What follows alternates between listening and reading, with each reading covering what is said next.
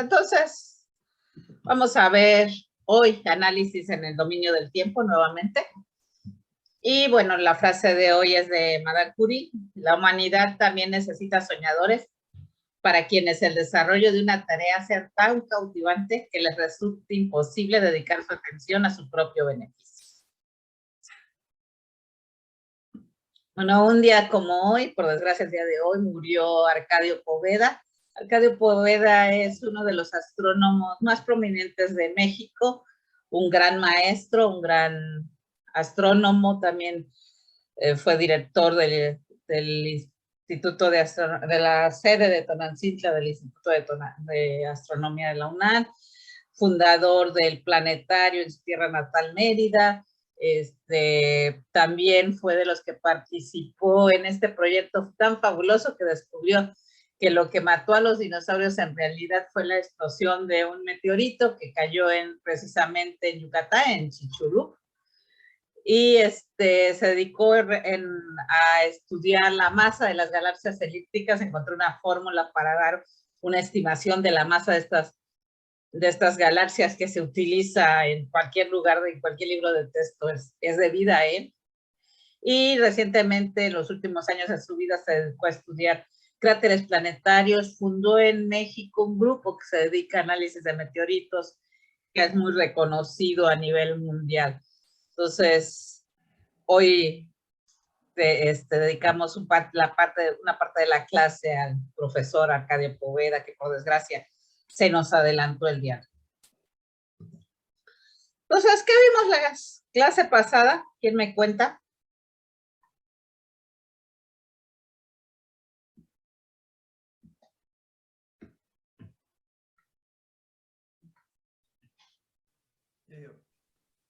Vimos... ¿Sí me escuchan? Sí, sí te escucho, Luis. Adelante. Vimos acerca de análisis de serie de tiempo, que se pueden utilizar, que se puede iniciar el análisis con los 4 momentos que hemos comentado. Vimos estas propiedades que se pueden ver también en los diagramas de Poincaré y otras situaciones estadísticas que no entiendo muy bien, pero que nos hablan acerca de si son aleatorias o deterministas. Y básicamente eso. Ok, muy bien. Bueno, entonces, esta última se las debemos también a un médico que nos hizo el favor de explicarme claramente cómo lo calculaban el 2 más 2 ustedes.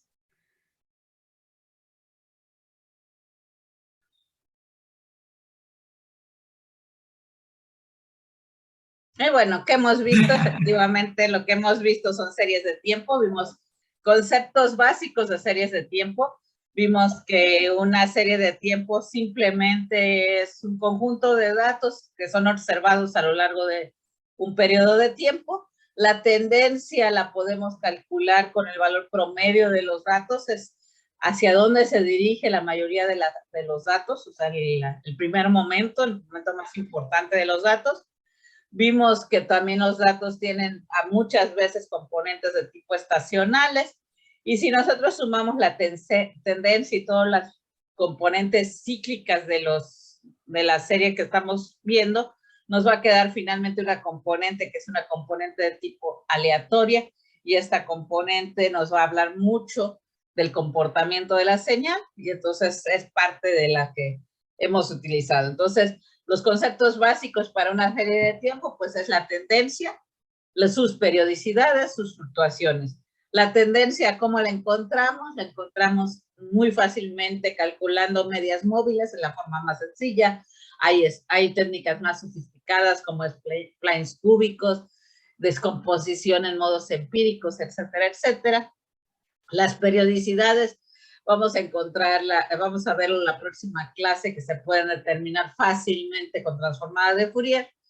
Y bueno, el término final, que es la resta de eso, son todas las fluctuaciones de la serie que nos hablan de la componente aleatoria o azarosa de la serie. Vimos, supongo que estos eran los que te referías, Luis, al que esta componente la podemos comparar con señales que son muy características de sistemas, de dinámicas de sistemas, Una dinámica que es totalmente azarosa sigue lo que se conoce como ruido blanco. Y el ruido blanco simplemente lo que es ustedes avientan una moneda al azar y puede caer águila o sol y todos los números que caigan pues, fluctúan. Y a veces cae uno, a veces cae el otro, pero no hay ningún orden en el cual caigan las cosas. Eso es lo que se llama ruido blanco, totalmente azaroso. Otro extremo es el ruido browniano, en el cual lo que estamos haciendo es un camino aleatorio. Piensen en un borrachito que está tratando de caminar a su casa, pero en cada paso lo hace al azar, o sea, no sabe bien hacia dónde se dirige, pero la posición en la cual se encuentra depende del punto anterior. Está muy correlacionado con el punto anterior, porque no brinca el borrachito ni da pasos enormes, sino da un paso más o menos corto. Y entonces lo que describe es una trayectoria de este tipo, que se conoce como ruido café, ruido browniano, caminante aleatorio. Y justo en medio, esta es una distribución que es determinista y justo en el medio de las dos, o sea, algo que no es azaroso, pero que tampoco es determinista, se encuentra lo que se conoce como ruido rosa, ruido 1 entre F, o un ruido característico de una señal que es invariante de escala. Ya habíamos visto que invariancia de escala lo que significaba era su brócoli, a los tamaños que ustedes lo tienen, si lo parten en un pedacito y se fijan a ese pedacito, es muy similar al pedazo más grande. Y si ese pedazo lo vuelven a partir en otro pedacito más pequeño, van a encontrar algo que se parece mucho al anterior. Esta autosimilitud, esta invariancia de escala, de que se ve igual independientemente de la escala donde lo observemos, es lo que se conoce como ruido rosa.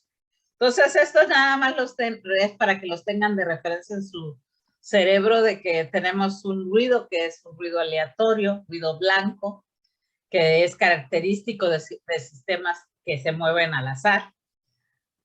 Un ruido que se llama ruido café, que es un ruido 1 entre F cuadrada, que es característico de un sistema altamente correlacionado con el paso anterior, determinista. Y hay un ruido que se llama ruido rosa, que es justo que se encuentra justo en el punto intermedio entre ellos dos y que es característico de sistemas que son invariantes de escala.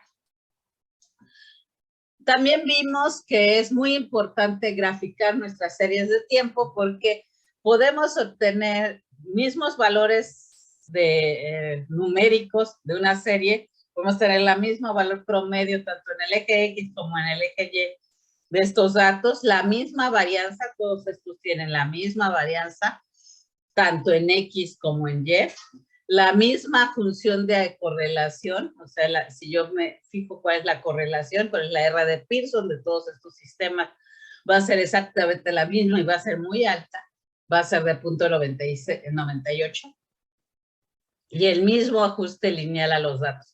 Tenemos la misma pendiente de la recta de ajustada por mínimos cuadrados a todos estos datos, con la misma ordenada al origen de todas estas rectas.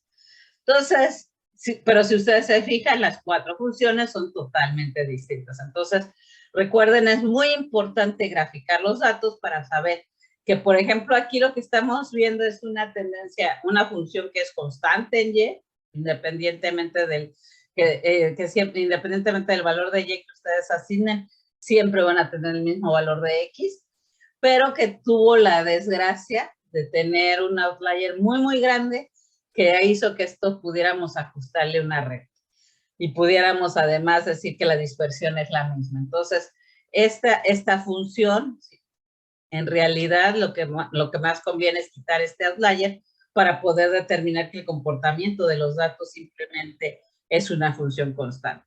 Este de aquí también tiene un outlier que hace que la recta que ajusta por mínimos cuadrados se salga un poco del valor real de la recta que debemos de tener. O sea, la recta que ajustaría sería algo que pasara por todos estos puntos sin tomar en cuenta este. Y entonces a la hora de que ajustáramos una recta por mínimos cuadrados con esta, tendríamos una pendiente menor, una ordenada al origen más grande y el comportamiento entonces podríamos describirlo mucho mejor si ignoramos este outlier que se sale de los datos. Aquí lo que tenemos es que el comportamiento no es una recta, sino que es una parábola, pero esta parábola tenemos muy poquitos datos del momento en que está bajando, por eso no vemos la parábola, y el ajuste por mínimos cuadrados nos da un ajuste bastante bueno de una línea recta. El problema es que esto nos dice que el comportamiento de la serie va a ser creciente todo el tiempo, lo cual no es cierto. La serie crece hasta 10 y a partir de ese dato la serie empieza a decaer. Entonces es muy importante entender que este tiene un comportamiento de decaimiento después de este punto. Entonces, eso no lo podemos ver claramente de los datos si no lo graficamos. Y aquí el ajuste por mínimos cuadrados es bastante bueno si los datos fluctúan y fluctúan alrededor de esta línea de tendencia de mínimos cuadrados. También vimos que además de graficar las rectas de mínimos cuadrados o de hacer la gráfica de los datos y calcular promedios, valores estadísticos, es muy útil graficar los histogramas de la función.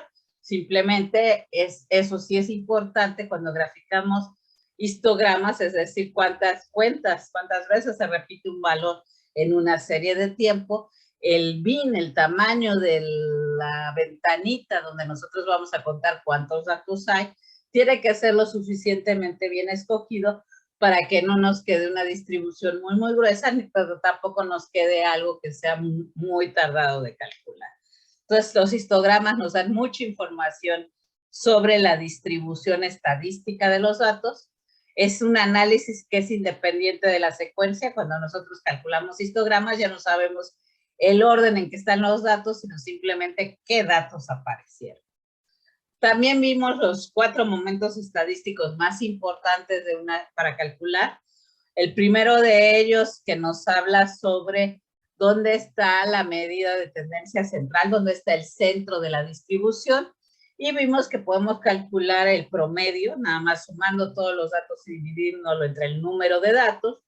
Pero también podemos calcular otro que es la moda, que es el dato que más se repite en nuestra distribución. A veces hay distribuciones que no son unimodales, como estas que les puse aquí, sino que tienen como la que vimos de la presión arterial, si la recuerdan, bimodal, que tenía 2 picos, uno en el día y otro en la noche, o el de la temperatura corporal, que también es una distribución bimodal, que hay 2 valores que son los que más se repiten en los datos. Esa es la moda. Y hay otro tercer momento que es muy útil, que es la mediana. Tomo todos los datos desde el más chiquito y los ordeno del más chico al más grande, lo divido entre 2 el número de datos y me quedo justo con el valor que está en la mitad de ellos. Y a eso le llamo la mediana. Estas son las medidas de tendencia central. También vimos medidas de dispersión. ¿Cuáles son? Entonces, las medidas de tendencia central, aquí, por ejemplo, el valor promedio de los datos es este, aquí el valor promedio de los datos es este de aquí, y aquí el rosa, el amarillo y el azul, los 3 tienen el mismo valor promedio, el verde tiene un valor promedio menor, ¿ok? La dispersión de los datos es el ancho de la curva, y hay muchas formas de medirlo. Uno es el rango de los datos. ¿Cuál es el valor mínimo de mis datos y cuál es el valor máximo de mis datos? Eso me da una idea del rango, del tamaño, de la región donde están mis datos distribuidos. Hay otras medidas de dispersión, que es el segundo momento central, que simplemente es tomo cada uno de los datos, le resto el promedio y lo elevo al cuadrado, lo sumo todo y lo divido entre n-1.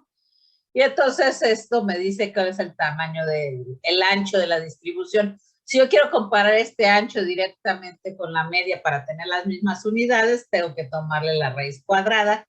Y esta cantidad, como se usa tanto, se le llama la varianza. Y entonces se usa mucho en la literatura la varianza de los datos, que tiene las mismas unidades que el valor promedio de los datos. Y entonces lo que vemos es que esta es una medida de qué tanta dispersión, que tanto se extiende la región donde están los datos.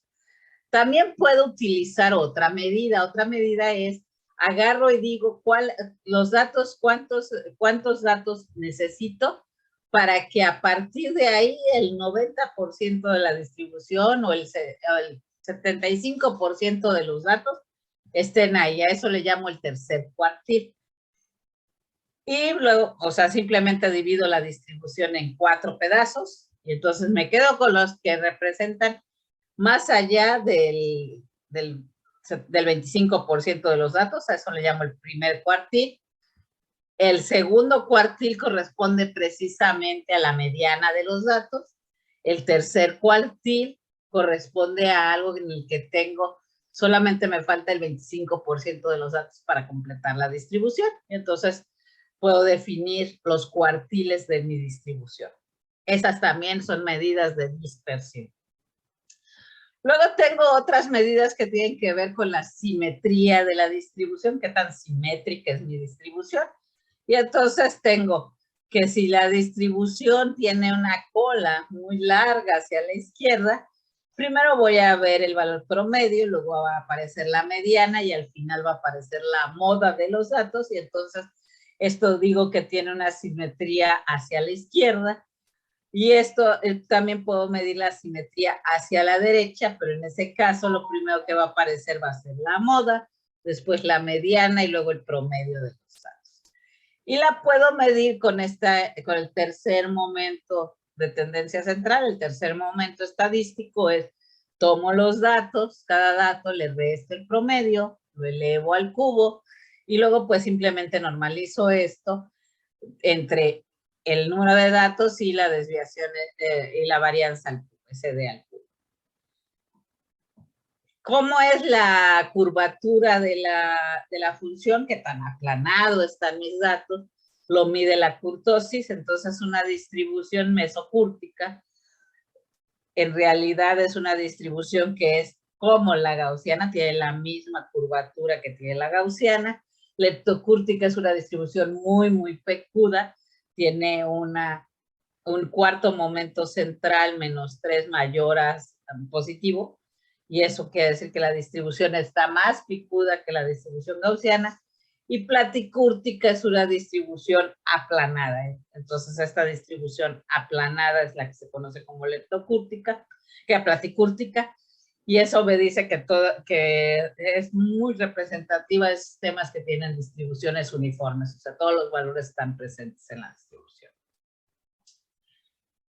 También definimos la métrica en el espacio de momentos estadísticos. Lo que nosotros hacemos es, bueno, consideren que simplemente en lugar de poner X, Y, Z, en el eje X pongo la desviación estándar entre el valor medio de los datos. En el eje Y pongo el sesgo de mi distribución. Y en el eje Z pongo la kurtosis que yo tenga de los datos. Entonces, para cada distribución que ustedes tengan, van a tener un punto.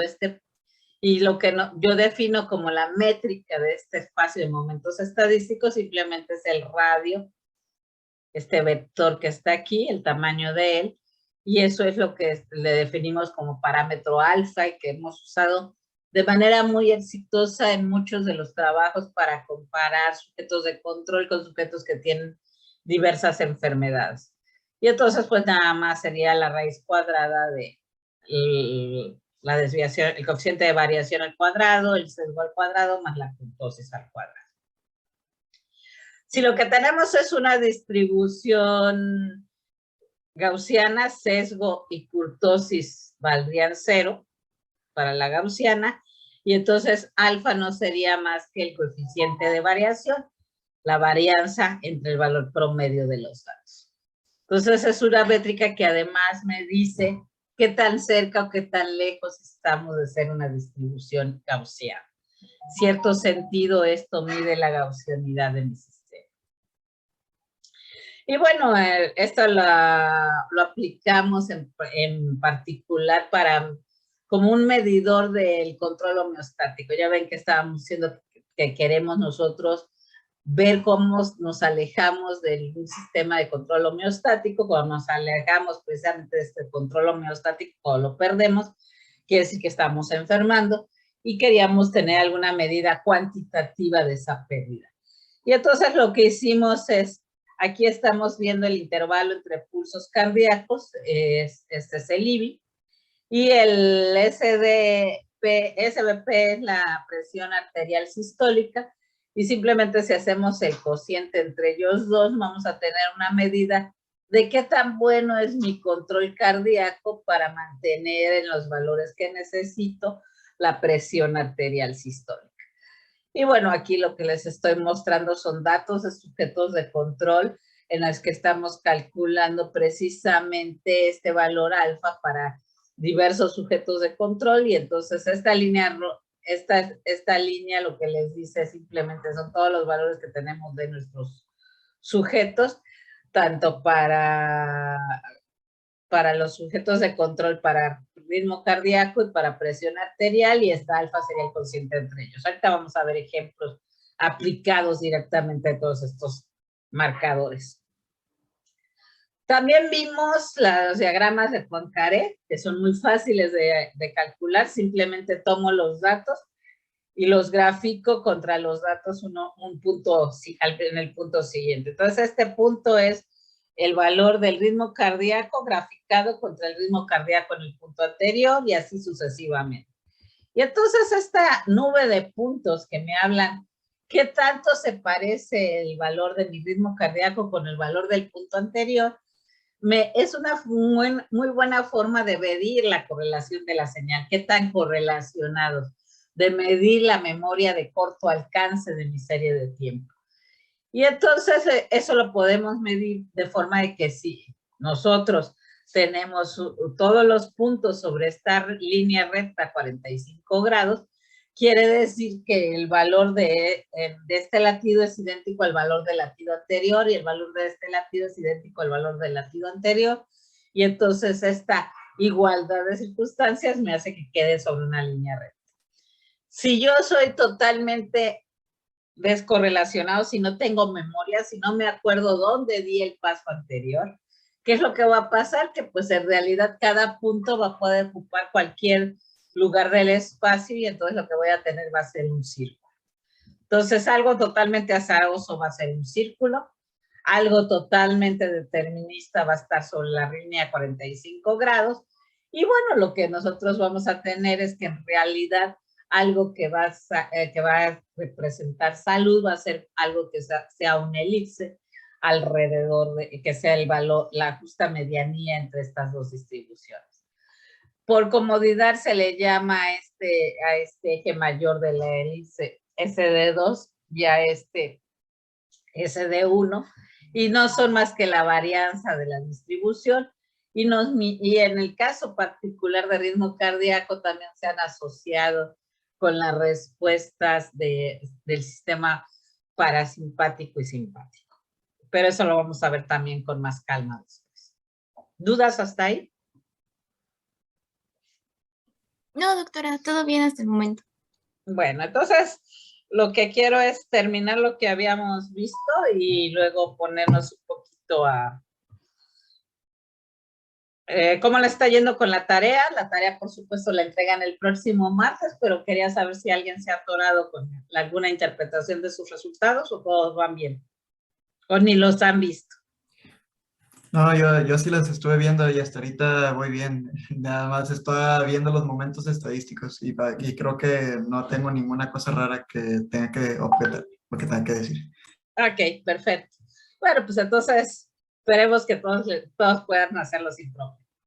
Para la clase pasada, nada más el único concepto que me faltó del análisis en el dominio de tiempo, que es el usual que se hace de cualquier serie de tiempo, es la función de autocorrelación. ¿Qué es la función de autocorrelación? Pues es medir qué tanto se parece la serie de tiempo a sí misma. O sea, qué tanto se parecen los datos a ellos mismos. Entonces, por ejemplo, aquí les estoy poniendo una serie que está muy altamente correlacionada, que es la temperatura en Ciudad Universitaria en 7 días. Esto fue en 2016, entonces es una semana de 2016. Datos tomados cada hora en la azotea del Centro de Ciencias de la Atmósfera. y entonces les dice la temperatura que hubo en Ciudad Universitaria durante 7 días. Y bueno, ustedes aquí claramente ven que esto es un periodo cíclico, o sea que realmente la temperatura tiene oscilaciones, es más alta a mediodía y es mucho más baja cuando empieza a amanecer, como a las 5 o 6 de la mañana, y se vuelve a repetir el patrón. Y el patrón además es muy similar, o sea, la temperatura a una hora se parece mucho independiente a la temperatura que hubo a esa misma hora el día anterior. Entonces, por ejemplo, aquí si yo agarro y me fijo en un rango de valores, o sea, me fijo digamos, entre las 2 y las 5 de la tarde, no, este es temprano más bien, entre las 10 de la mañana y las 12 del día, pues, todos los datos caen en este círculo azul que estamos viendo aquí.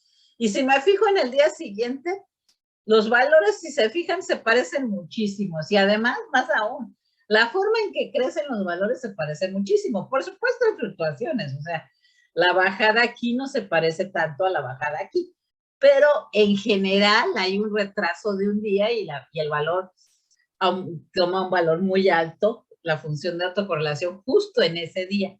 Entonces, la función de autocorrelación lo que dice es simplemente voy a retrasar la serie un número de datos que yo quiera, y entonces voy a calcular los valores de la serie desfasada con respecto al promedio y calcular la varianza de los datos, y entonces esto me va a dar el valor de la función de autocorrelación, que es una muy buena medida de si la serie es periódica, no es periódica, y que también me dice qué tanto se parecen los datos a sí mismos. Entonces, si yo tengo una serie aleatoria en que todo está al azar, pues obviamente, si yo trazara igual que lo hice hace un momento en la curva de la temperatura, un círculo donde estén los datos, y luego con un intervalo posterior ese mismo círculo de los datos, se fija, no se parece nada a cómo están creciendo unos a los otros y las fluctuaciones que va a haber de la serie. Entonces, la función de autocorrelación va a ser prácticamente cero todo el tiempo. A veces va a subir y a veces va a bajar un poquito, o sea, a veces vamos a tener que la serie está anticorrelacionada consigo misma, pero en realidad, pues, prácticamente la función de autocorrelación de esta serie aleatoria va a ser cero. Va a tener un valor de cero, va a fluctuar muy poquito. Por supuesto, en el punto inicial, o sea, cuando tengo un lag o un traslado de mi serie de cero, pues la serie se parece es idéntica a sí misma, y entonces la función de autocorrelación es 1. ¿Cómo vemos funciones de autocorrelación, por ejemplo, de presión arterial? Pues en realidad la forma en que se ven las funciones de autocorrelación, estas son de diferentes, cada gráfica es la de un paciente, cada color.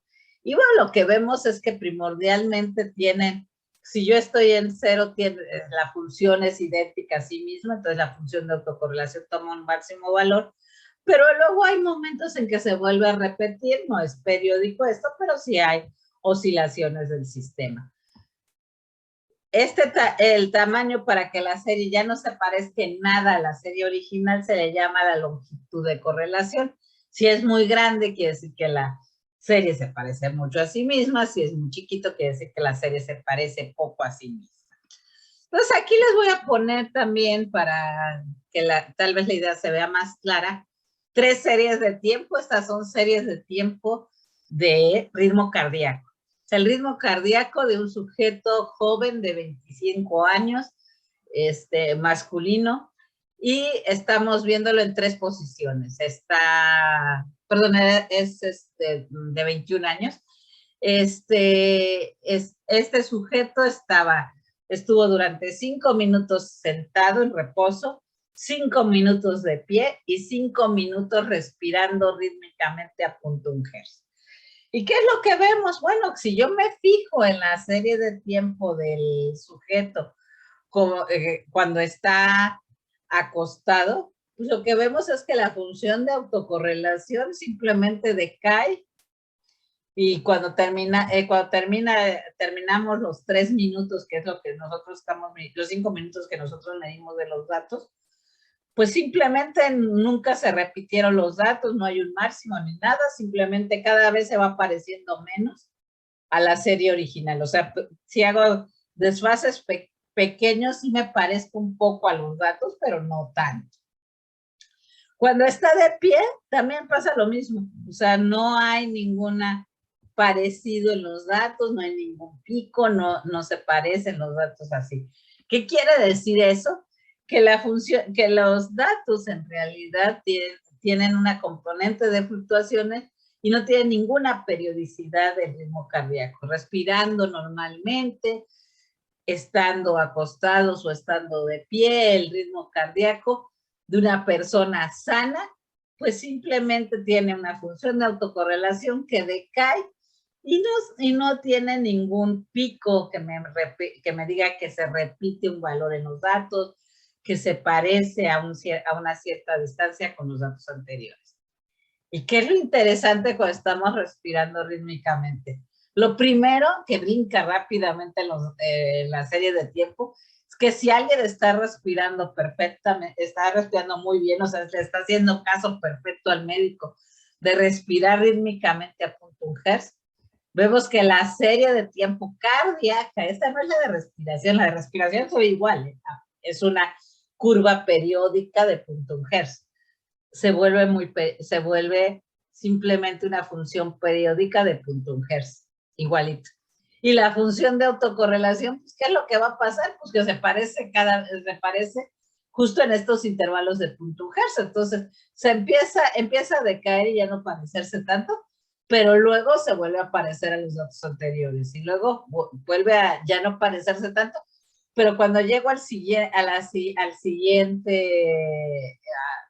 ciclo, vuelvo a parecerme. Y entonces la función de autocorrelación también presenta este comportamiento cíclico que por supuesto va decayendo conforme me voy alejando cada vez más de los datos, porque si se fijan, esto no es una función cosenoidal perfecta, sino que lo que está pasando es que hay intervalos que tienen ritmo cardíaco un poquito más bajo que otros que tienen un ritmo cardíaco más alto, y lo mismo pasa aquí en la parte inferior. Y entonces esto no es precisamente una función 100% periódica, y estas pequeñas fluctuaciones hacen que en realidad la función de autocorrelación sí decaiga, pero siga también un comportamiento periódico. Entonces, las funciones de autocorrelación son muy bonitas porque me hablan de qué tanto los datos guardan memoria, de la memoria a corto plazo del sistema, pero también me hablan de las periodicidades del sistema. Si yo quiero determinar periodicidades en el sistema, esta es una de las herramientas muy fáciles de usar, y esta herramienta además también es análisis en el dominio del tiempo. Entonces ahorita voy a empezar ya con datos fisiológicos y vamos a ir viendo cómo aplicar todas estas metodologías para encontrar diferencias entre todos nuestros sujetos. ¿Dudas hasta aquí?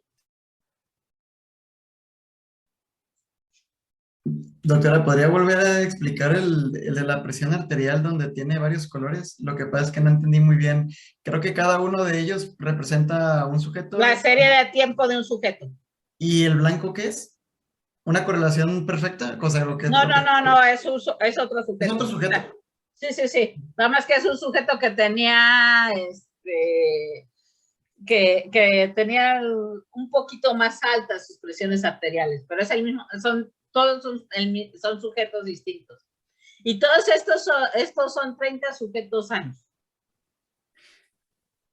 Ok. La presión arterial, el ritmo cardíaco, todos son muy variables y todos son muy huella digital de ti mismo.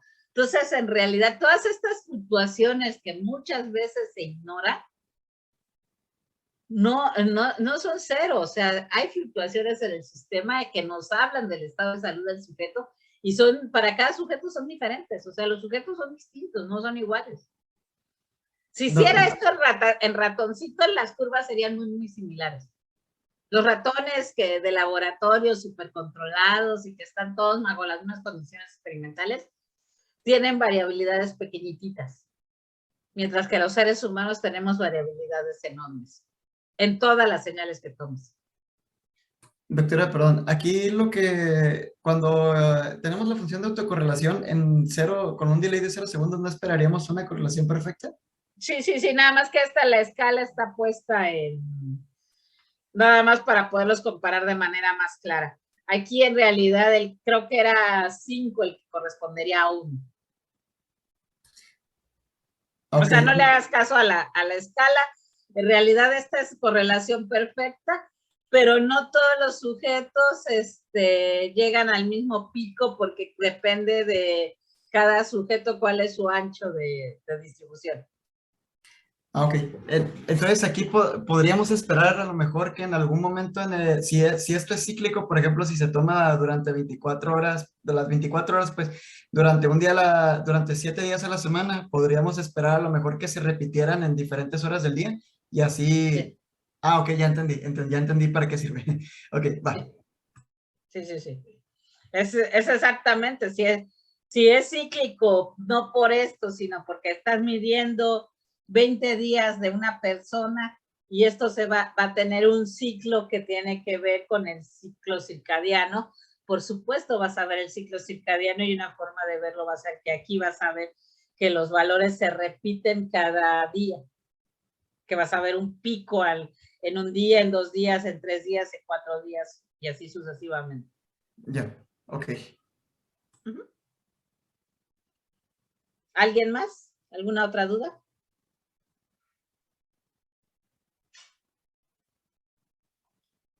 Bueno, entonces vamos a empezar a ver ejemplitos. Si algo queda turbio en el ejemplo, por favor pregunten todo lo que quieran. La idea es que vamos a tratar de centrar todo lo que hemos visto de cómo analizar series de tiempo en el dominio de tiempo en datos clínicos para que ustedes lo vean y me digan si se van a entender. Bueno, varias de las cosas que les dije es que a veces conviene quitarle la tendencia a los datos, porque hay una línea de tendencia que puede estorbarnos al hacer el análisis. Entonces, por ejemplo, aquí son datos de ritmo cardíaco, del intervalo entre pulsos cardíacos, que estamos viendo aquí. Cada puntito, no sé si alcanzan a ver los puntos, corresponde a un dato del sujeto. La línea blanca simplemente está uniendo los valores de los puntos. Y si se fijan, esto tiene una cierta tendencia, o sea, tiene esta curva de tendencia que podría nosotros causarnos problemas a la hora de analizar los datos. Entonces, lo que hacemos fue quitarle la tendencia. Una forma de hacerlo simplemente es encuentro la tendencia de estos datos, ya sea por métodos. Este fue hecho con Empirical Mode Decomposition, un método específico de descomposición que me permite determinar la tendencia de una serie y encontrar las periodicidades de la misma, pero también se pudo haber hecho por una media móvil y hubiera salido bastante bien. Y entonces los datos que finalmente yo analicé fueron estos de aquí, que en realidad este 0 tiene que ver con este valor de 880, a veces fue 900, tiene que ver con el promedio de los datos. Y entonces aquí el promedio está alrededor de 0 y lo que vemos aquí simplemente son las fluctuaciones de la serie de tiempo de ritmo cardíaco y aquí están las de presión arterial. También esto me sirve para poder comparar cosas que tienen escalas muy, muy diferentes. Entonces, esto también es muy útil, quitarles la tendencia y luego normalizar entre 0 y 1 se usa mucho, precisamente para poder comparar series de tiempo de diferentes cosas. Entonces, la presión arterial aquí también estaba notada sobre esta línea de tendencia, que es la que yo quise quitar de los datos. Y bueno, aquí se ve ya los datos, nada más las fluctuaciones en los datos.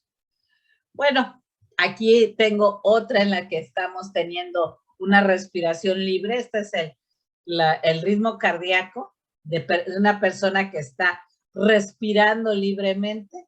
Y esta línea verde que tienen ustedes aquí es la tendencia de los datos. O sea, los datos están montados sobre esta línea y estas son simplemente las fluctuaciones de la serie RR de este sujeto.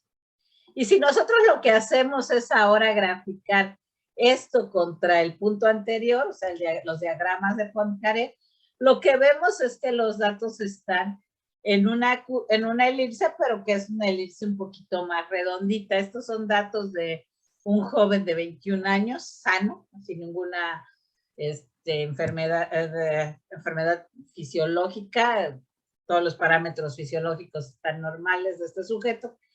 Y este de aquí lo pusimos ahora sí a respirar rítmicamente a 0.1 Hz.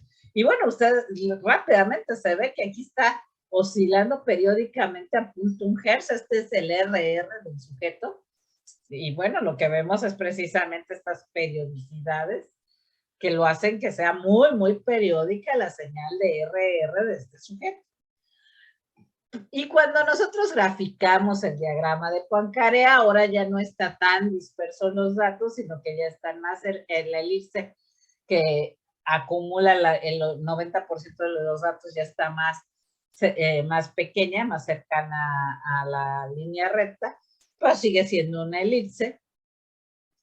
Y esto es porque el evento que estamos considerando es un evento que forza al sistema a que la respiración se parezca mucho a la de aquí no a la del punto anterior, sino a la de 6 puntos antes, porque estamos inhalando y exhalando 6 y 5 veces, entonces se parece a la de 6 puntos antes, por eso se ve así este intervalo más cercano a esta red.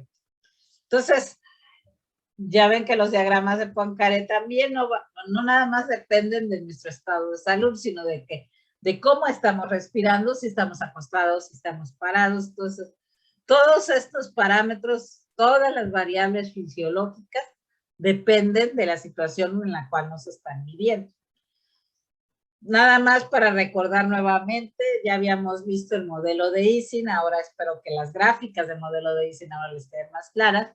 Y aquí acuérdense, el modelo de Ising es el modelo más fácil de pensar de un sistema en el que tenemos dos dinámicas en el sistema presente.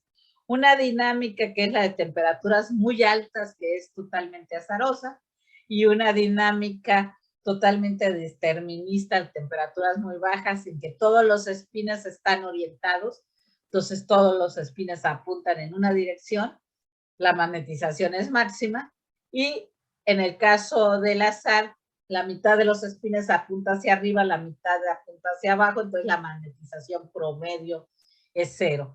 Y en medio, entre estas dos regímenes, tenemos el punto crítico o la región crítica.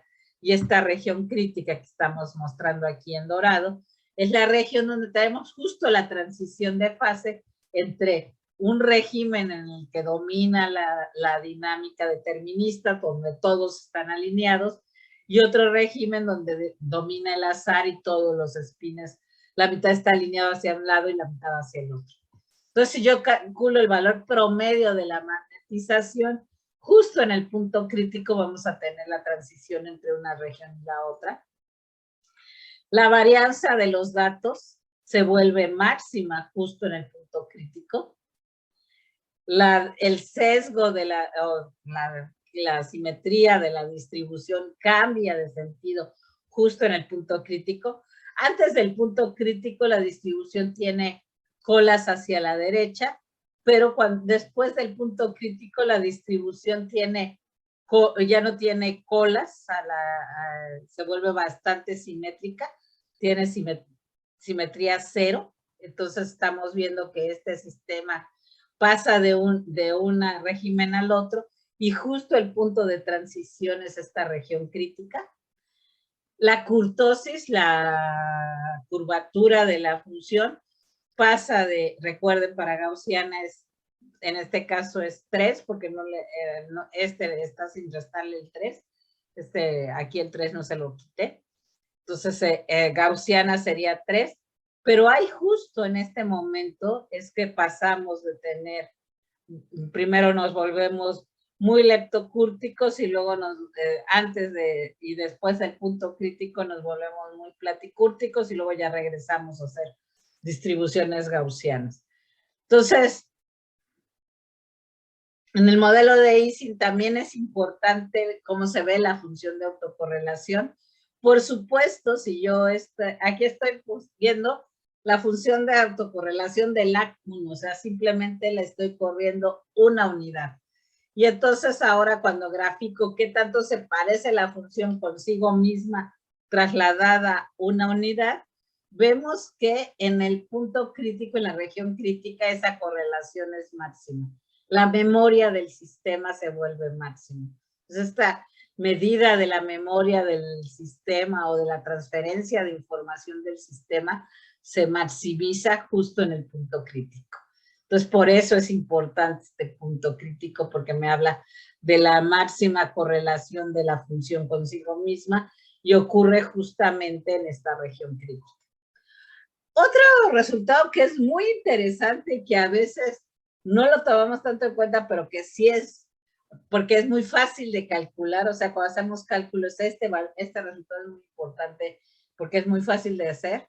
Es un resultado que a veces puede parecer contraintuitivo. Recuerden cómo definimos la varianza de una función. La varianza la definimos simplemente dividiendo entre n-1. Entonces, si yo tomo muchos datos, pues esperaría que esta varianza recaiga como 1 entre n, en principio. Pero, ¿qué es lo que pasa? Que eso ocurre si yo estoy a temperaturas menores que la región crítica. Sí voy a decaer como 1 entre n, todos estos estoy decayendo como 1 entre n. Pero cuando yo llego al punto crítico, ¿qué es lo que pasa? Que la varianza toma su máximo valor y se mantiene constante y es independiente del tamaño de celdas que yo tomo. La varianza se vuelve independiente del tamaño del n de datos, del número de datos que yo tomo en el punto crítico. O sea, si yo estoy en un sistema que está en punto crítico, vamos a tener una varianza independiente del tamaño de la muestra. Esto también es un resultado muy interesante y además muy fácil de calcular, ¿no? Entonces, esos son los resultados que tienen que ver con cómo analizo ahora el modelo, cómo analizamos la serie de tiempo del modelo de Ising para poder centrar ideas. Entonces, ¿qué es lo que buscamos? En pocas palabras, necesitamos que si yo voy a salirme del punto crítico, o sea, si yo vivo en el punto crítico, lo que tengo es que la varianza en esa región es máxima, o sea, si mi varianza empieza a decaer, quiere decir que me estoy alejando del punto crítico. Si la simetría de mi distribución cambia y se empieza a volver la distribución más gaussiana, dejo de tener colas ya sea a la izquierda o hacia la derecha, quiere decir que me estoy alejando de mi punto crítico, de mi punto de control homeostático. Si la kurtosis cambia también, si la curvatura de mis funciones cambia, quiere decir que me estoy alejando del punto crítico. Si la varianza depende del tamaño de la muestra que yo estoy tomando, quiere decir que me estoy alejando del punto crítico. Si la función de autocorrelación de tamaño 1 de LAC1 empieza a disminuir, quiere decir que me estoy alejando de mi punto crítico. Si el diagrama de Poincaré deja de ser una elipse y se vuelve una línea recta o un círculo perfecto, quiere decir que me estoy alejando de mi punto crítico, que me estoy alejando con nuestra hipótesis del estado de salud. Entonces es muy importante que vean que estas herramientas, además de darnos información de cómo se distribuye el sistema, nos pueden ayudar también a entender todos estos conceptos de balance que hemos pedido que tengan las series. ¿Ok? ¿Va bien hasta ahí? Sí, doctora. Perfecto. Bueno, entonces aquí les voy a mostrar el ritmo cardíaco de un hombre. Este es un hombre también fisiológicamente sano de 32 años. Es uno de nuestros controles en el dominio del tiempo. Y entonces estamos tomando 5 minutos de su ritmo cardíaco acostado en timostatismo. Y bueno, lo que vemos es que la serie de tiempo se ve perfectamente, como habíamos dicho, como esta mariposa que revolotea. Si nosotros ahora lo que hacemos es trazar el histograma de esa distribución, la que vemos es este histograma. La curva blanca que ven aquí sería el mejor ajuste de una gaussiana a estos datos. Y bueno, si se fijan, no es tan bueno. O sea, tenemos en realidad una cola más larga aquí que lo que sería la de la distribución gaussiana. O sea, no es una distribución simétrica. Tiene una cola hacia valores más bajos. ¿Ok? Y también no es, en realidad es más ancha y está más aplanada la curva que la distribución gaussiana, entonces tiene leptocúrtica. Y bueno, si veo la función de autocorrelación decae, y si veo el diagrama de Poincaré, lo que tengo es una elipse de los datos. No es una línea, pero tampoco es un círculo, es precisamente esta elipse. Así es como vemos a un joven sano, que refleja un mecanismo de control homeostático que está funcionando muy bien.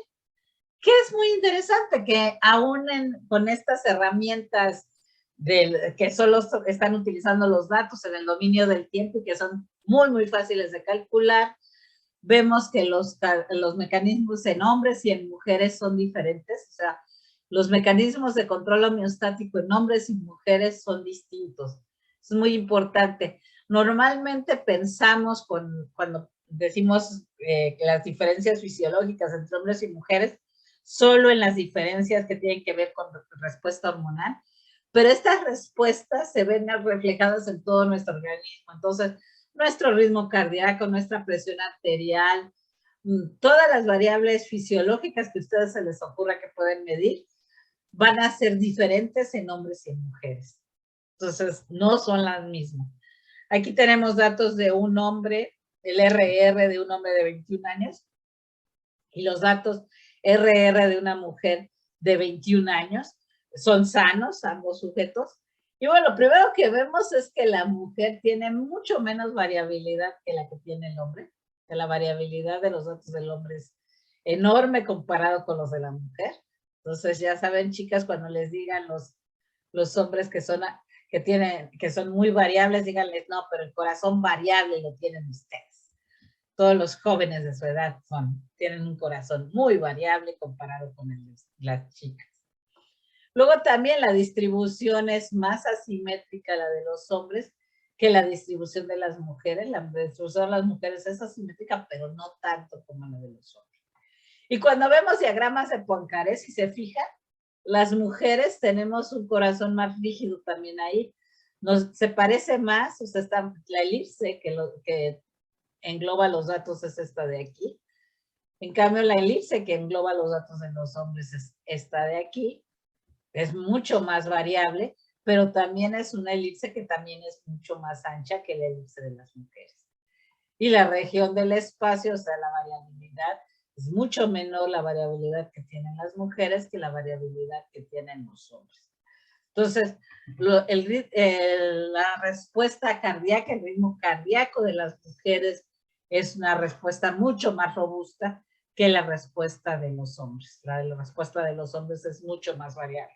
Las mujeres estamos diseñadas para mantener nuestras variables fisiológicas lo más robustas posibles, mientras que los hombres están fisiológicamente adaptados a responder a los cambios del entorno de una manera más eficiente, son más azarosos.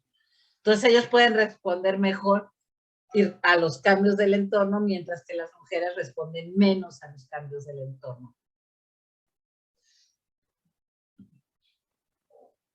Y eso nos va a hacer que también ante enfermedades respondamos diferente. La respuesta, por ejemplo, ante una enfermedad generalizada del organismo, una enfermedad de tipo que ataque todo el sistema, va a ser mucho más drástica en hombres que en mujeres, pero ante tratamientos los hombres van a responder mucho mejor a los tratamientos, mucho más rápido que lo que van a responder la respuesta de las mujeres. Pero las mujeres, como todo está conectado y todo es muy robusto y muy rígido, las mujeres cuando tienen una enfermedad que ataca a un sistema específico muy localizada, esa enfermedad se va a ver distribuida en todo el organismo más que la que se va a ver distribuida en los hombres. Entonces también vamos a responder diferente a tratamientos. Esto también es algo que quiero dejarles siempre en la mente a todos mis estudiantes de medicina.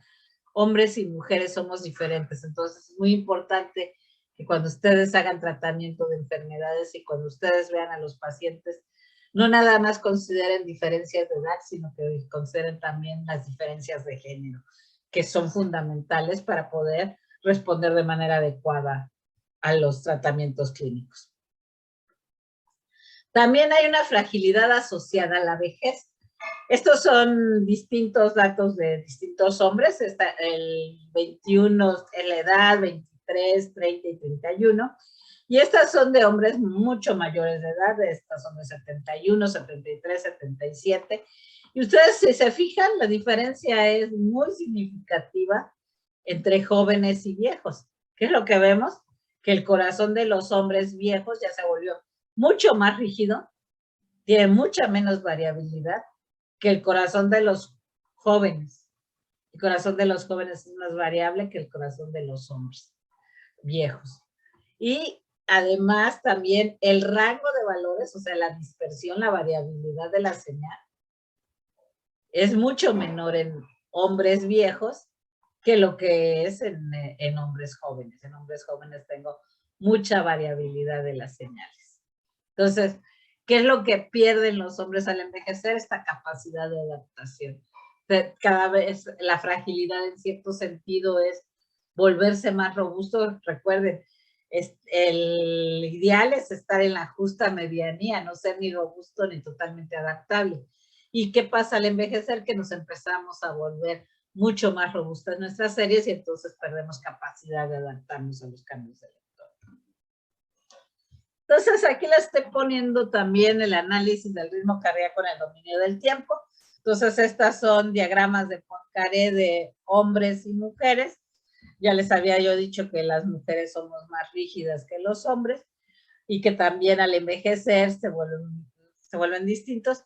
Y aquí lo que estamos viendo es los valores promedio y los valores de desviación estándar de hombres y mujeres.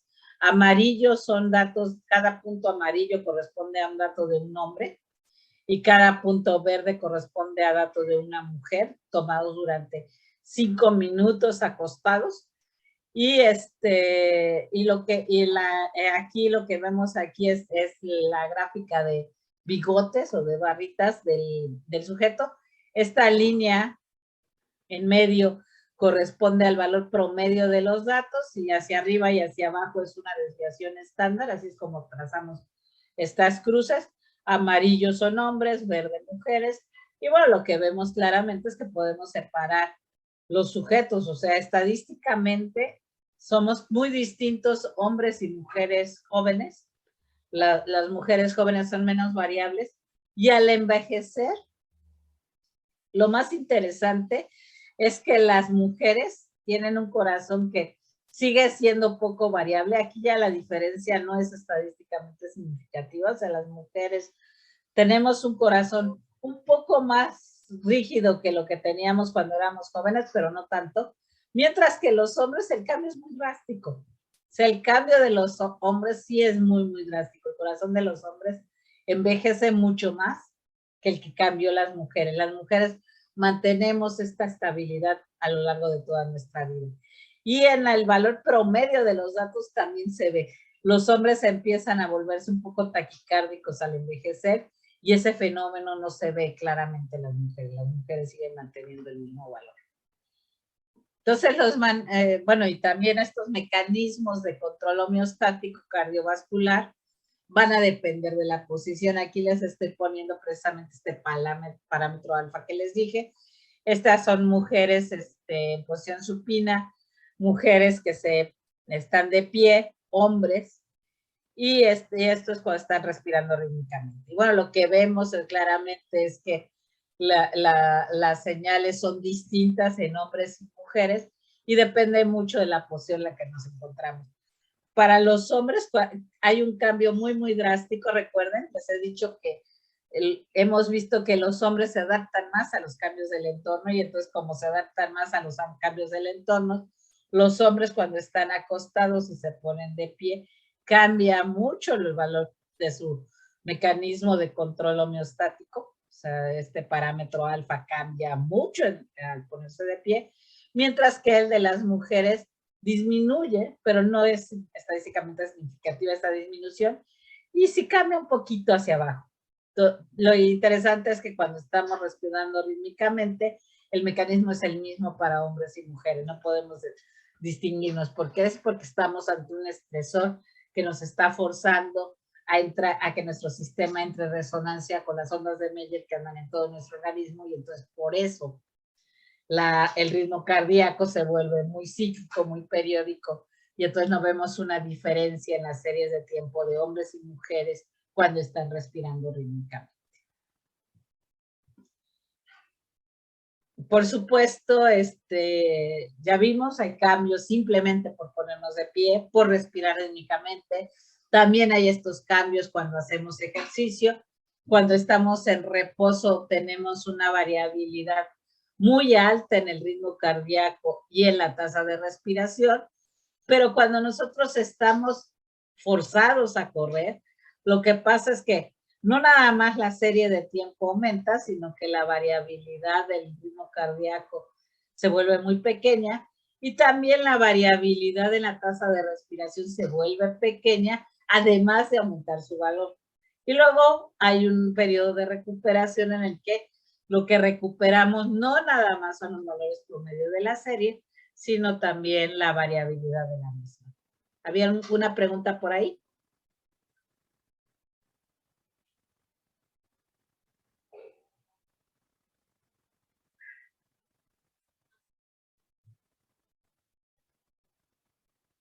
Ok, parece que no. Bueno, entonces,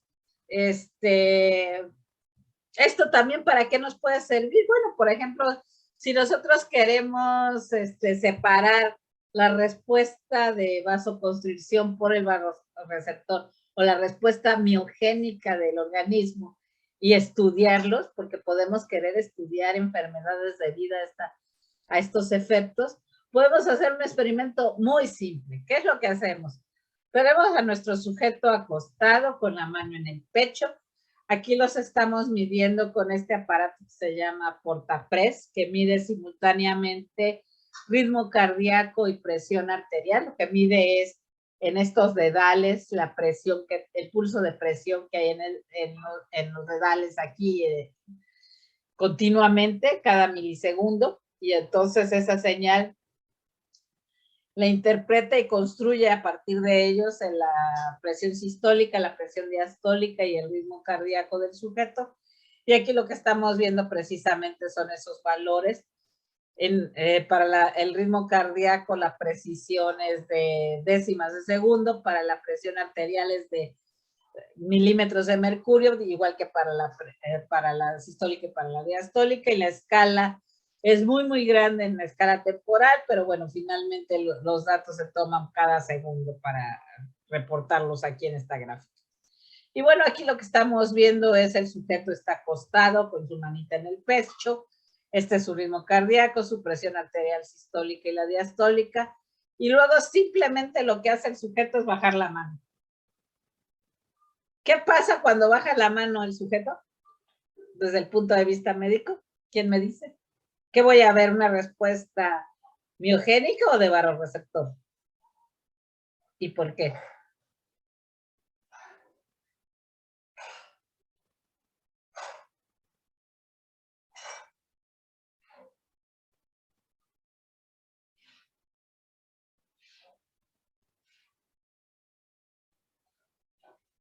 ¿Quién me dice qué pasó?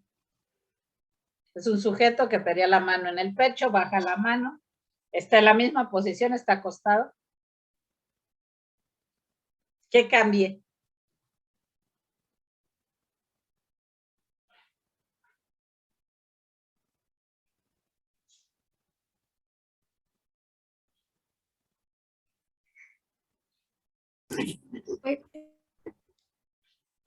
Sí, Daniel, adelante. ¿Cuáles son las opciones? Disculpe, ¿era barorreceptor o qué más? Homeogénica. Sería barorreceptor, pienso yo. ¿Qué mide el barorreceptor? La presión. Pero ¿cambia mi presión al estar acostado? Pensaría que sí, porque aumenta la precarga, porque pues estamos... no, al contrario, disminuye. Cambié, Bueno, cambié por respuesta de barorreceptor. Podría ser por miogénica porque por barorreceptor es más pues por posicional, ¿no? Y en sí no Sí, cambia tanto la posición, solo el movimiento del brazo. sí, Jennifer, Yo estoy de exactamente. acuerdo, pero también pienso que la situación de la resistencia periférica disminuye porque ya no tiene el efecto de la gravedad más bien ayuda el efecto de la gravedad a disminuir la resistencia periférica y como la presión arterial es este gasto cardíaco por resistencia periférica, yo pienso que sí puede haber un efecto barorreceptor, pero no sé qué tan grande. No es un efecto de barorreceptor, realmente es mínimo porque el cambio que estás sufriendo es, ¿qué te gusta? ¿10 centímetros, 15 centímetros? Entonces el cambio que estás sintiendo es realmente ridículo. ¿Cuándo entra el barorreceptor? Cuando yo estoy acostado y me pongo de pie. Ahí sí la respuesta al esfuerzo ortostático es totalmente debido al barorreceptor, no es un efecto miogénico localizado.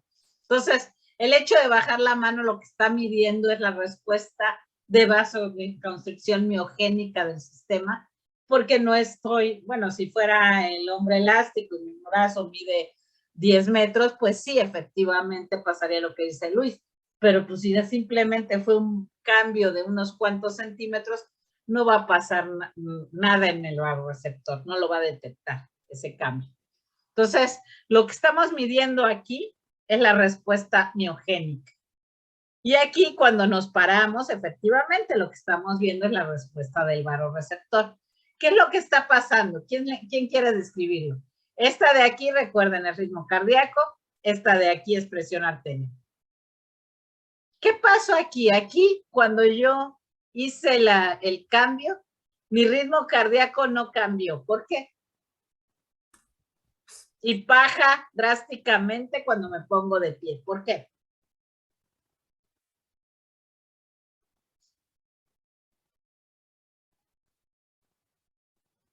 Jennifer. ¿Sí? ¿Quién era? Yo, Pepe, Adelante, Pepe. A ver. pues la posición, ¿no? de los barroreceptores, digamos, solo hay uno en carótida y Ajá. otro los otros en el arco aórtico. Entonces, Ajá. pues mientras no se sienta como esta diferencia a esos niveles, o sea, en el brazo, por ejemplo, pues Sí, no va a haber, no se detecta nada, ¿no? No hay diferencia. exactamente. Entonces aquí no va a haber diferencia. Aquí estoy de pie y pasé de tener la mano a un lado y la puse en mi pecho. Efectivamente, no hay ninguna respuesta en el ritmo cardíaco. El ritmo cardíaco no se entera. Ok, muy bien. ¿Por qué disminuye el ritmo cardíaco ante el esfuerzo ortostático?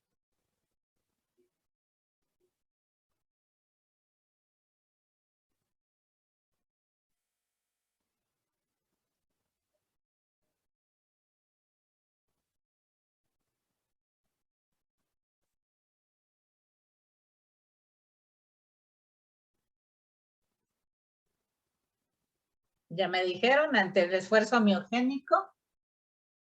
Bueno, la respuesta miogénica no se entera el corazón, o sea, el corazón no ve la respuesta miogénica, pero el corazón sí ve esta respuesta del barorreceptor disminuyendo y tiene que ver con el gasto cardíaco que hace un momento dijo Luis.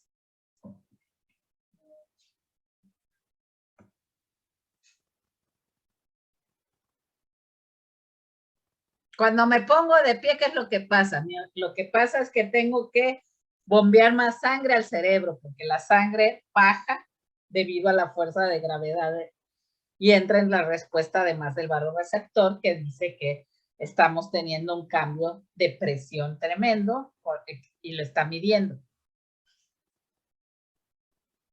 Es que eso es lo que me es contraintuitivo. Como nadie más habla, me tomo la libertad Sí, no, claro. no tengo la respuesta correcta, pero, o sea, pero quiero tratar de entender. Cuando se pone de pie, la gravedad juega en contra, entonces Claro. la presión de La- perfusión cerebral se vuelve, o sea, sigue igual, pero necesito aumentar la presión arterial para mantener la presión de perfusión. Entonces, al ser Ajá, aumentaste la presión arterial. Poco, eso es pero sí la aumentaste un poquito, sí. poquito. Pero lo que no entiendo yo ahí es porque la frecuencia cardíaca es gasto cardíaco por resistencia periférica. Ahí la resistencia periférica debió aumentar porque estamos jugando en contra de la gravedad. De eso tengo, esa es la, no A ver, aumentó. ¿qué mide la resistencia periférica? La resistencia que tiene los vasos sanguíneos Ok. al ¿Y paso de la eso de sangre. qué depende? De la ¿Qué compliance. pasa cuando me pongo de pie? ¿Hay vasoconstricción o vasodilatación? A lo mejor ahí es donde está mi laguna, no estoy seguro. ¿Vasodilatación? A ver, médicos, No sé, adelante. yo soy médico, pero no me acuerdo. A ver, queridos médicos, díganme. Yo no soy médico, yo simplemente lo que les digo es que hay un cambio notorio, pero pues y tiene que ver con vasoconstricción y vasodilatación. ¿Quién nos contesta? ¿Puedo opinar, doctora? Claro, Gloria, por favor, ayúdanos. Gracias. Bueno, cuando estamos en posición supina, en teoría todo está nivelado por la gravedad y tenemos perfusión en todos los niveles. En el momento en que nosotros nos sentamos, no solamente se activan los vasoreceptores, sino que además también tenemos reflejo vagal. Cuando hacemos el esfuerzo para incorporarnos, también se activa el sistema nervioso. Entonces la frecuencia cardíaca disminuye por ese reflejo vagal, pero la presión arterial se incrementa tratando de mandar el gasto cardíaco o el flujo sanguíneo hacia la parte superior de nuestro cuerpo y que no nos vayamos a desmayar, a tener una lipotimia. ¿Eso qué quiere decir? Que en el resto de nuestro cuerpo va a haber vasoconstricción tratando de enviar todo el flujo sanguíneo hacia arriba. Ajá. Y eso es lo que explica este pequeño aumento de la presión arterial. De la presión arterial y la y baja esta de la frecuencia disminución en el, cardíaca. ajá, y esta disminución tiene que ver más bien con respuesta simpático-vagal, con este balance simpático-vagal que debemos de conservar. Pero Exactamente. hay algo que no me cuadra ahí. Si aumenta si se vasocomprime, por ejemplo, y eso aumentaría la resistencia periférica, aumentando la presión arterial, estoy de acuerdo ahí. Pero nos falta el otro componente, esa es resistencia cardíaca, con resistencia periférica, pero nos falta gasto cardíaco, y el gasto cardíaco está está constituido por dos cosas, por el volumen latido y la frecuencia cardíaca. Entonces, si disminuye la frecuencia cardíaca, también disminuiría el gasto cardíaco, a menos que haya algún reflejo que aumente el volumen latido. ¿Es así también, doctora? Gloria. Pues es que efectivamente se hace más efectivo el latido cardíaco porque estás aumentando el retorno, estás aumentando el retorno sanguíneo por la vasoconstricción periférica. O sea, con menos latidos impulsas más sangre. Sí, más sangre. Ok. Gracias, doctora. Ese era lo que no me cuadraba. Gracias. Muchas gracias, Gloria. Entonces, bueno, ya entendimos que va a bajar el ritmo cardíaco y va a aumentar la presión arterial. Lo más interesante es que la respuesta miogénica tiene un aumento de presión arterial todavía mucho mayor que la respuesta solamente de vasoreceptores. ¿Por qué? Porque ¿dónde les dije que estaba puesto directamente y dónde estoy midiendo yo esto? Lo estoy midiendo en la respuesta del dedal. Entonces, a la hora de que bajo, por supuesto, esta respuesta es mucho más clara en la presión arterial que estoy sintiendo, precisamente por la posición en la cual estoy midiendo yo este cambio de presión arterial. Entonces, la respuesta miogénica la puedo medir fácilmente con un simple experimento no invasivo y con un aparato que sí es muy preciso, pero que no es algo del otro mundo, o sea, ya los podemos medir. Entonces, bueno, estos son los datos y bueno, ahora lo que vamos a ver es cómo se ven las distintas curvas de los datos. A partir de ello podemos ahora sí, esto pasa en un sujeto sano de control que no tiene ninguna enfermedad, y cuando alguien está enfermo, por supuesto, vamos a poder saber si tiene algún problema de tipo miogénico, si tiene algún problema del varorreceptor, si lo vemos en la presión arterial, o si tiene algún problema en la respuesta autonómica, si lo que vemos es un cambio que no es el esperado en el ritmo cardíaco. Entonces, con experimentos que tienen que ver con esfuerzo ortostático, podemos medir daño autonómico o daño de varorreceptor o daño en la respuesta miogénica del sujeto. ¿Ok? Es parte de lo que hacemos. O sea, estamos diseñando experimentos que, como ven, son totalmente no invasivos, pero que nos dan un montón de información sobre el sujeto simplemente por medirlo. Y entonces, bueno, aquí lo que estamos haciendo es, bueno, calculemos las diferentes maniobras, que son estas 5 que les estamos presentando aquí, los valores promedio, los valores de la desviación estándar, la varianza, el sesgo y la kurtosis de todos estos datos. Y bueno, lo que vemos es que efectivamente, dependiendo de la posición en la que nosotros estemos, podemos nosotros encontrar diferencias estadísticas en los datos o no. Y eso nos va a hablar que quién se entera primero de los cambios, el que se entera muy claramente del cambio del varorreceptor y de la respuesta autonómica va a ser el corazón a la hora de ponernos de pie o volvernos a acostar. O sea, los valores cambian drásticamente. Vean aquí que las distribuciones para nada son gaussianas, ¿eh? Tienen colas largas y son leptocúrticas todas ellas. Y si ahora lo que vemos es los histogramas, bueno, si se fijan, lo que va pasando es que cuando nos ponemos de pie, el histograma se vuelve menos variable, además de que aumentó el valor, y se vuelve un poco más asimétrico cuando regresamos. Y estos son los distintos valores de los diagramas de Poincaré. Gradualmente, si nosotros tomamos un tiempo mayor, va a regresar a la curva que teníamos originalmente. O sea, esto lo que pasa es que todavía no hemos esperado el tiempo suficiente para que el sujeto se recupere. O sea, el proceso de recuperación en este sujeto tarda más de los 5 minutos que estamos tomando de datos. ¿Ok? Es cómo es el cambio en presión arterial, y bueno, presión arterial sí es todavía mucho más notorio. El cambio más drástico en la presión arterial es la respuesta miogénica del organismo. Sí se ve el cambio en la respuesta de presión, en la respuesta de varorreceptor, pero la respuesta más importante fue este cambio miogénico. También estando de pie, cambiar la posición de la mano dio un cambio de la respuesta miogénica muy, muy drástico.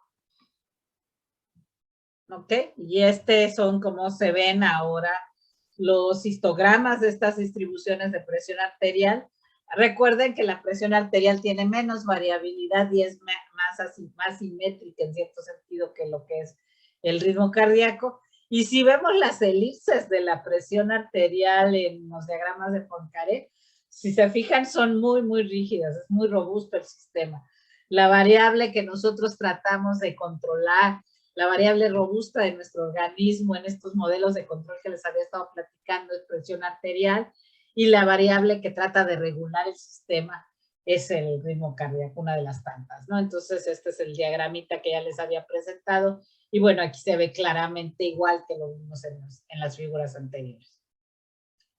La temperatura de la piel también tiene este cambio, y bueno, también podemos utilizar estos momentos estadísticos para ver si alguno de las variables es un buen biomarcador de sobrepeso y obesidad.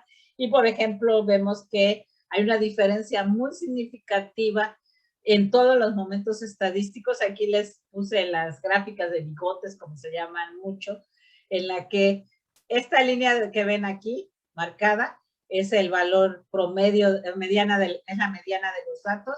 El valor promedio de los datos está acá arriba. Esto de aquí es una desviación estándar arriba y una desviación estándar abajo del valor promedio de los datos, y ese es el rango de nuestros datos. Estos son los datos máximo y mínimo que tenemos en la serie.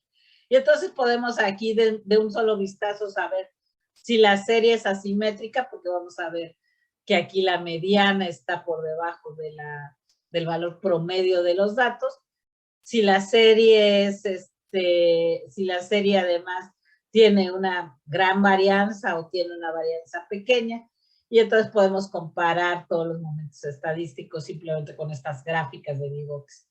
Y bueno, lo que vemos es que efectivamente los sujetos obesos tienen una distribución que tiene menos variabilidad que la de los sujetos sanos, que los controles, y los sujetos con sobrepeso tienen una mayor variabilidad de los datos. La distribución se vuelve muy, muy simétrica para nuestros sujetos obesos en la temperatura del cuerpo. Estos son datos de temperatura corporal, de series de tiempo que tomamos con este Thermochron Button, de un sujeto, de sujetos que les tomamos 7 días la temperatura de la piel. Y entonces lo que vemos es, este es con respecto al valor promedio, este es con respecto a la desviación estándar de los datos. Y bueno, lo que vemos con la desviación estándar de los datos es que efectivamente cada vez hay menos variabilidad en los sujetos obesos.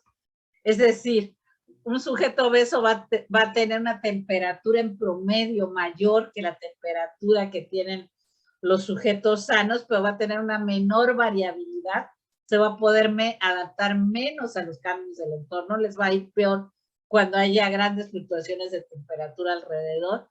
Sus distribuciones tienen grandes sesgos para los sujetos que tienen obesidad, y además son muy picudas, muy leptocúticas. Todos los datos están concentrados alrededor del origen.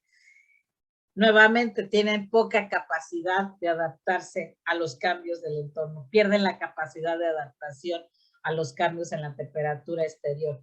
Por eso sufren un poco más, además de que su temperatura promedio está poco por arriba de la temperatura promedio de los demás. ¿Dudas? ¿Preguntas hasta aquí?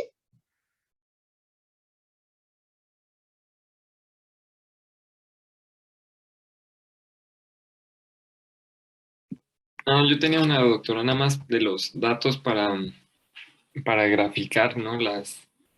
Los histogramas. Era, bueno, el ejemplo que creo que estaba más claro era el de la variabilidad de la frecuencia cardíaca. Ese mero. Esta está. Okay. Uno más. Creo que es la de verde y amarillo. O sea, la diferencia, ¿no? Ok.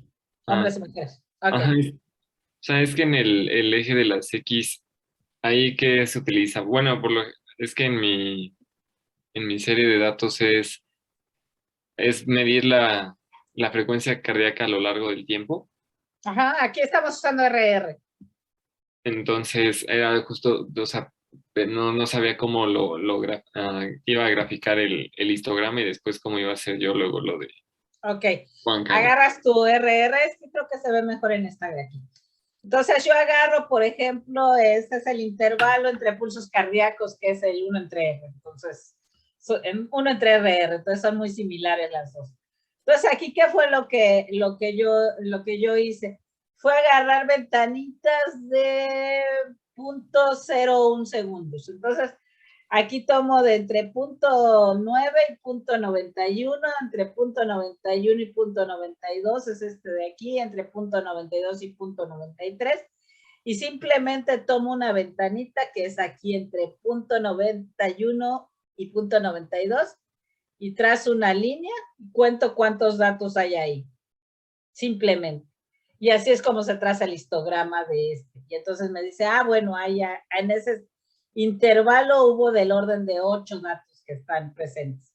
Luego, por ejemplo, alrededor de entre 1 y 1.1, si aquí trazo entre 1 y 1.1, si te fijas, casi todos los datos pasan por ahí, o sea, hay un montón de puntos que toman ese valor, es el máximo de esta curva, ¿no? Y entonces ahí está la ventana que tomé.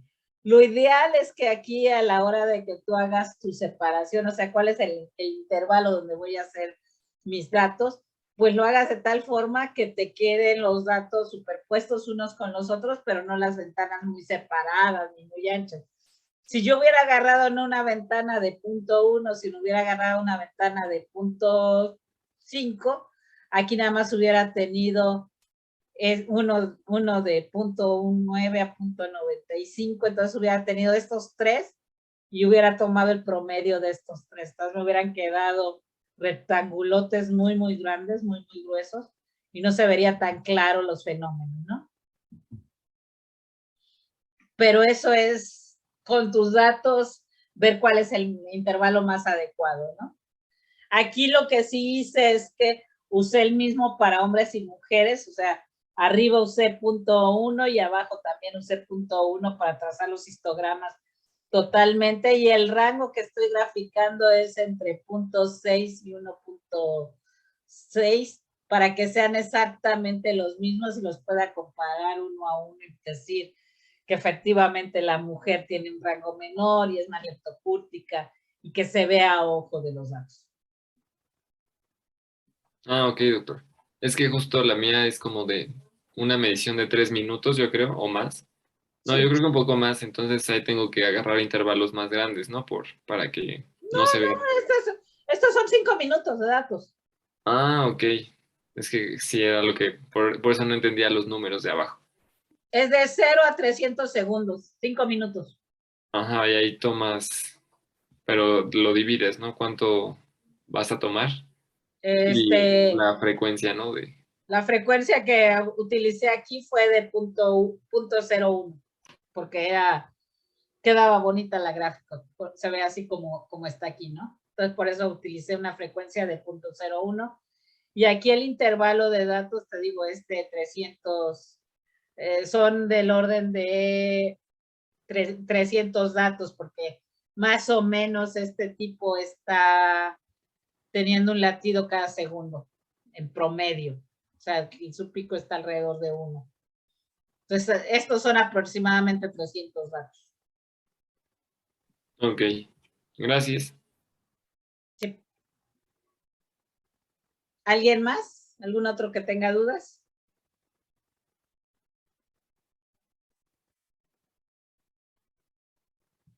¿No? Ok.